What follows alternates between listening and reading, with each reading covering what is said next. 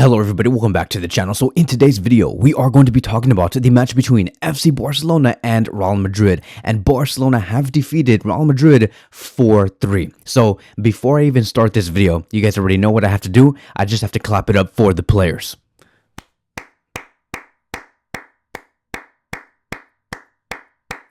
I know, you guys are going to be thinking something else, but I promise you guys it is my hands.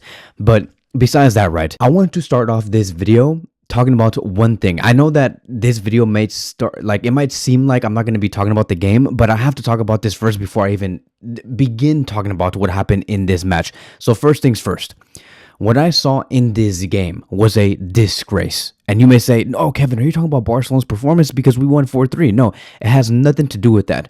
I say this game was a disgrace because the amount of, I would just say, frustration that this ref has brought to this game has been immense. Unfairness, unrest, a bunch of cheating decisions that the ref was making in this game based off what the ref was trying to do here, named Hernandez. This game should have gone to Real Madrid easily because of his power, because of the calls that he was making. For example, I want to talk about the big story of this night, Tchouaméni's handball. That should have been a handball. That should have been a clear handball, a penalty. And the crazy thing about this is that the ref, like, he was right in front of it and he said no to a penalty. But after so many fans and so many Barcelona players were trying to say, you have to check it, it's a penalty, what's going on here? The ref was pressured to go look at the VAR. So he went to go look at the VAR, and as you can see, right, like, everybody was seeing the exact same thing. Tchouaméni, he committed a handball, a clear handball, and it touched his biceps. And the ref was looking at the screen over and over again, trying to see if there was a handball, yes or no, when anybody with a brain and with a decent IQ can just say, yeah, this is a handball within a span of 2 seconds. It does not take that long. It does not take that long to analyze such an image or a video. But here, Hernandez was looking at the play over and over again, as if like he needs to look at the small details to make sure if it was a handball, when it's clearly a handball, my friends. And here's what's more crazy about this whole thing, right? There was also this moment where Kylian Mbappe had the ball. Frankie was trying to intercept the ball. This was earlier in the game. The ref was once again right in front of this play, and he immediately said, this is a penalty. Immediately, without wasting any time. Like, his instinct said, penalty.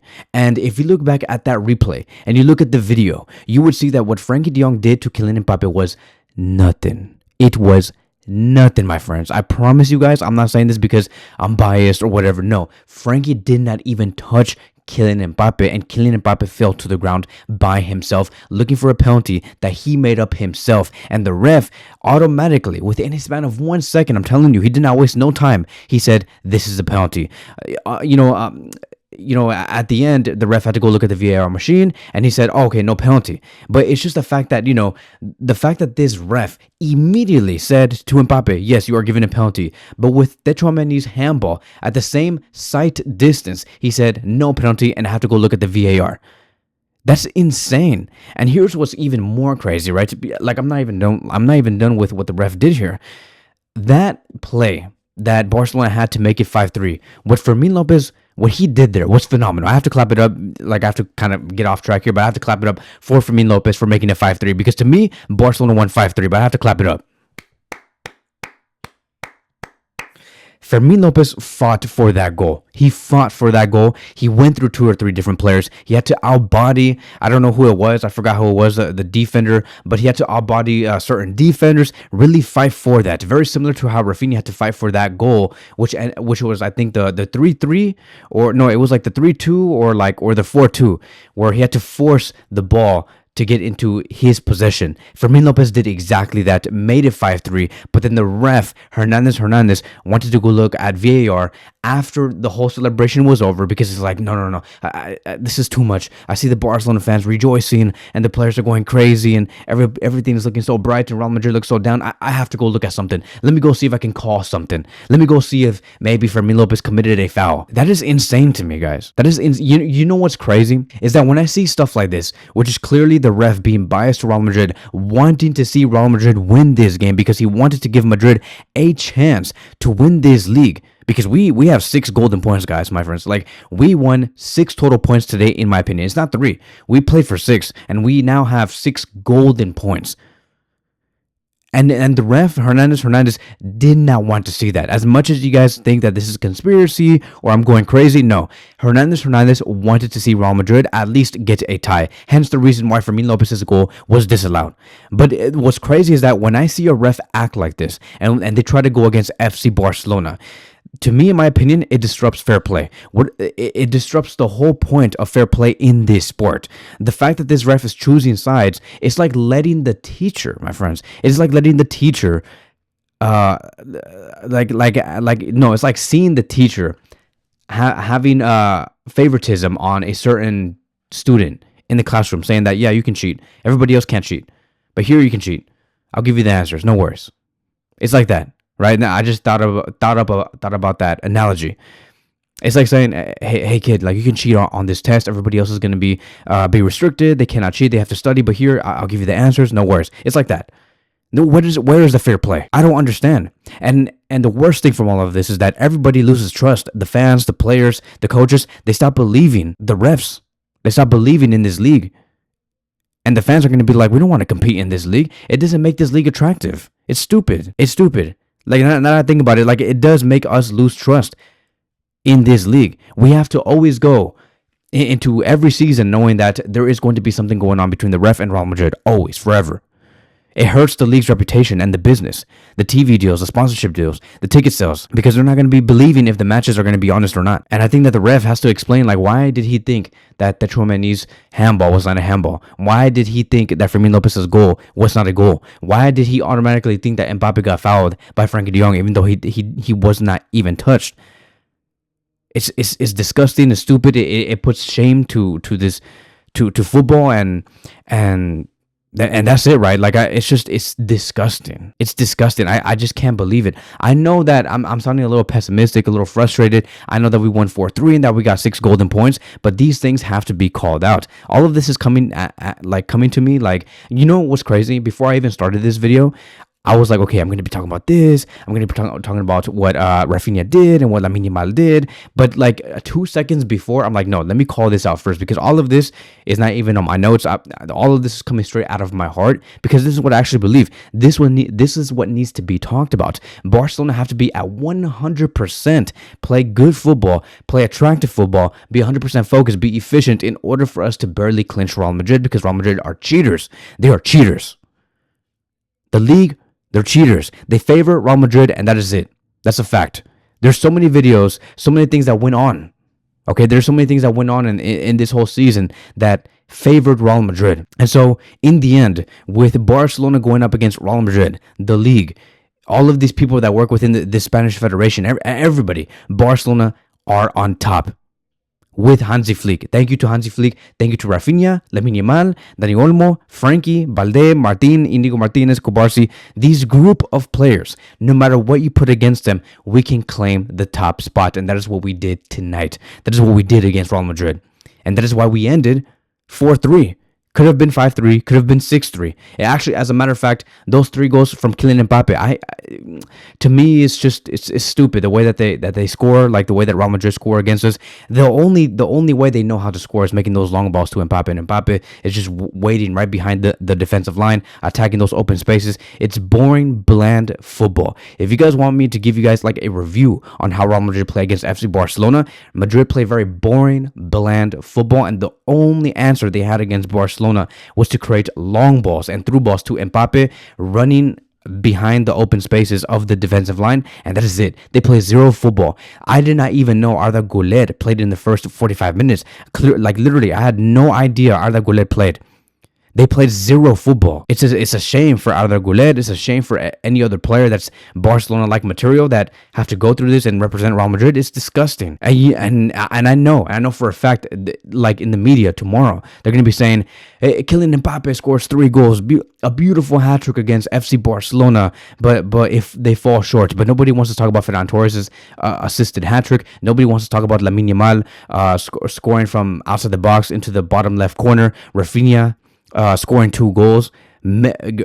bringing Barcelona the lead, who I believe is going to win the Ballon d'Oro because he scored 2 goals tonight, right? If I'm not mistaken. He scored 2 goals, and I did say before this match that if Raphinha has a big game, he leads Barcelona to a match winner, which he did, right? 2 goals. He led the I believe it was the 3-2, and then the 4-2. Raphinha was at the heart of those 2 plays. When I see stuff like that, I'm like, who else are you gonna name that should win the Ballon d'Oro over Raphinha? I've said this time and time again. Of course, things could change. Dembélé in the Champions League final can score a hat-trick and lead PSG to the Champions League. Then, okay, yeah, fine. But for now, in my opinion, Raphinha deserves the Ballon d'Oro because of what he does, because of how he shows up for FC Barcelona. He has so many clinch moments. Remember, it's about the context. This is the reason why I say, how many goals did they score and what is the story behind those goals? And that is how you can find out who should be the Ballon d'Oro winner. Right now, Raphinha is the one at the heart of Barcelona's success and going over Real Madrid. The way that he fought against that center back against Real Madrid, it was amazing. Ferran Torres, 3 assists. No one's going to talk about that. Pedri with an assist. Eric Garcia scored a goal. The first goal, as a matter of fact. No one's going to talk about how great Eric Garcia has been as a right back. Somebody who was not even considered as good enough last season and he had to go to Girona. Really? Nobody's going to talk about that? Well, that is why I'm here. I'm here to talk about that. Eric Garcia scored the first goal for FC Barcelona. He had the most tackles, which was a total of 3. 78 minutes were played. 29 out of 34 passes were completed. 49 touches, 2 touches in the opposition box, 3 out of 4 long balls were completed, 3 out of 4 tackles were won, 6 out of 8 ground duels were won, and this is him playing as a right back, coming in for Jules Koundé, and throughout the whole course of this season, he has played as a CDM, as a center back, in multiple positions, and is now being even more consistent as a right back. Raphinha created the most chances with a total of 3. He scored 2 goals. He played 90 minutes. Yes, he missed like 2 sitters. He could have gotten more. He could have gotten a hat-trick, but this is the player that we have to talk about over someone like Kylian Mbappe, who scored an actual hat-trick. Raphinha was the one that brought Barcelona forward in a dark moment. Okay, 2 goals, 3 chances created. 4 shots were off target, unfortunately. 3 big chances missed. 57 touches. 9 touches in the opposition box. 2 out of 8 accurate crosses. 2 recoveries. And that is it, right? He was offside once, which is okay. But a really good game from Raphinha. Lamine Yamal created the most chances, 3. Completed the most dribbles, which was 4. Scored an amazing goal at the age of 17 years old. Arda Güler, who they want to compare to Lamine Yamal, I did not even know was playing in the first 45 minutes. No disrespect to Arda Güler. I respect Arda Güler a lot, but Lamine Yamal is just a different monster. And you want to say that, how does Lamine Yamal go over Arda Güler when they have the exact same amount of league goals and whatever? Remember, context behind those goals. Lamine Yamal has owned Real Madrid in 3 to 4 different occasions. 3 to 4 different occasions at the age of 17 years old. I just find that insane. I believe that you have to be like 21 years or 18 years or older to own property. Lamine Yamal at 17 is owning Real Madrid. He owns it at the age of 17 years old. He owns this property. When you talk about, who is the owner of Real Madrid? It's not Florentino Perez. He's the owner of La Liga. But the owner of Real Madrid, it is Lamine Yamal. It's insane. Guys, at 17, Messi at 17 played like 5 matches in the first team. This guy is owning Real Madrid. 40 goal contributions this season, 16 goals and 24 assists, and no one wants to talk about how this guy should be a Ballon d'Oro contender. Against Real Madrid in this season, 3 goals and delivered 2 assists in 4 matches. That is beautiful. I'm sure Raphinha has better numbers. I haven't really checked how many goals and assists Raphinha had against Real Madrid, but I'm pretty sure it's pretty similar to what Lamine Yamal has. But yeah, bravo to Raphinha. 34 goals this season in all competitions with FC Barcelona, and that's it, right? Like 2 goals, man of the match performance against Madrid, 27 goals and assists in this league, and he's for sure going to deliver Barcelona La Liga. And this is going to be another conversation that I'm going to be having in the very near future, which is, I don't know if you guys have noticed, but if Barcelona win La Liga this season, we win 3 trophies, my friends. 3. And they want to say that, Barcelona, they have not been good because we have been knocked out of the semifinals of against Inter Milan. we have the possibility. There's like a 99% chance at this point that Barcelona are going to end this season with 3 total trophies: 1 league title, the Spanish Super Cup, and the Copa del Rey in the first season, with a team that is extremely young. We did not sign big game players like Madrid did, right? They have Mbappe, they have Vini, they have Bellingham, they have so many other players. They're going to get Trent next season, which doesn't matter. But this season, FC Barcelona are doing it. And it's a huge deal to hear. Once again, I'm going to be making this video like later. But it is a huge deal, my friends, that Barcelona is going to win 2 total La Liga trophies in the past 3 years. That is a big deal, guys. Like wake up, guys. 2 La Liga titles in 3 years. One of them was I would not say dominated by Real Madrid, which was last season. I believe that they cheated through that league season as well. But 2 total trophies in the past 3 years has to be admired. 2 La Liga titles. One under Xavi Hernandez and one under Hansi Flick. At a time where Barcelona have been under construction, under a time where Barcelona could not sign anybody, under a time when they couldn't even sign a certain coach if they wanted to, at a time where they did not even have a CDM. It's insanity. We had to promote youngsters because we could not sign a CDM. We had to go through Casado, Bernal. We're like, okay, Frankie, okay, Pedri. With Madrid, Atletico Madrid, they're like, yeah, just give him this, give him that. It's fine, no worries. Barcelona, no, I'm sorry, you guys are restricted. I'm gonna be talking about that in a whole other different video. But bravo to FC Barcelona. It was one hell of a game. I'm like, how the hell is it 4-2 in the first half already? It felt like a full game. And here's gonna be my last points, because now that I think about it, it's not me embarrassing Real Madrid. It's Real Madrid embarrassing themselves and the league embarrassing themselves. And I'm only calling out the facts. But here's going to be the most important thing. And this is what makes FC Barcelona so special. Okay, you guys ready? Look. Barcelona, 5 to 6 days ago. Actually, it was 4 days ago. It was last week on Tuesday. So let's say it's Sunday, Saturday, Friday, Thursday. So let's just say 4 to 5 days ago. Barcelona just finished a 120-minute match against Inter Milan. 120. They did not play 90 minutes against Inter Milan. They played 120. And when you see a team play 120 minutes in a certain game and they have to play 4 days later, everybody's going to assume, even the club themselves assume, that the players are fatigued, they're tired, that they can't give no more, that they're going to struggle against Real Madrid, that their next few games are going to look a little weak and whatever. Not with FC Barcelona, not under Hansi Flick. Real Madrid, who did not even play a game 4 days ago when Barcelona were playing, and they had like 7 to 8 days of rest, maybe even more, were being outplayed by FC Barcelona tonight. They had 7 to 8 days of rest, my friends.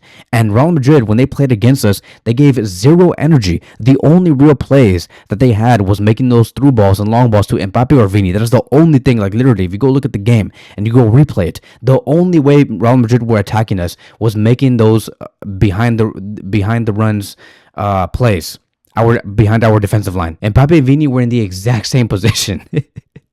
They were in the exact same position. Like, they were like in each other's faces, trying to wait for those long balls from either Tchouaméni or Valverde or whoever, Lucas Vázquez, behind our defensive line. That is the only thing that they were doing. They weren't running for nothing. They were acting like if they played 3 days ago. And Barcelona were playing with much more eagerness, energy, and focus.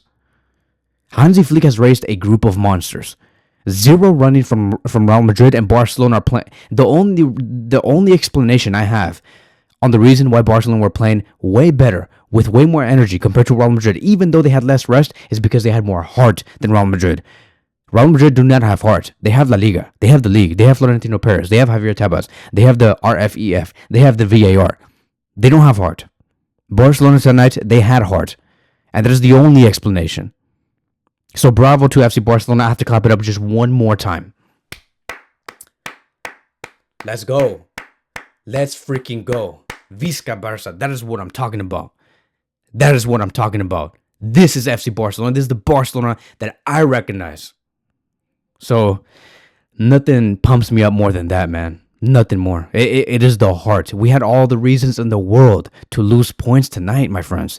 The ref wanted to take penalties away from us. The ref wanted to take goals away from us. The ref was trying to be biased for Real Madrid and favor Real Madrid. But Barcelona was supposed to be fatigued, but none of that led towards Barcelona losing points against Madrid tonight, and we have 6 golden points. There is now officially a 99% chance that we will win the league. Of course, we can always lose the next game and the next game, whatever, but it's not going to happen with this team, not under Hansi Flick. So, thank you, Raphinha. Thank you, Lamine. Thank you, Fermin Lopez, for putting out that fight in the dying 10 minutes of the game. Thank you to Gavi, who fought very well as well. Who else? Ferran Torres, Alejandro Balde, Gerard Martin, Kubarsi, Nico Martinez, Eric Garcia, Szczesny. Thank you guys. Frankie, Pedri, thank you guys. You guys have done one hell of a season. So that is it. That is going to be wrapping up today's video. Thank you guys so much for watching, and I will see you guys in the next one.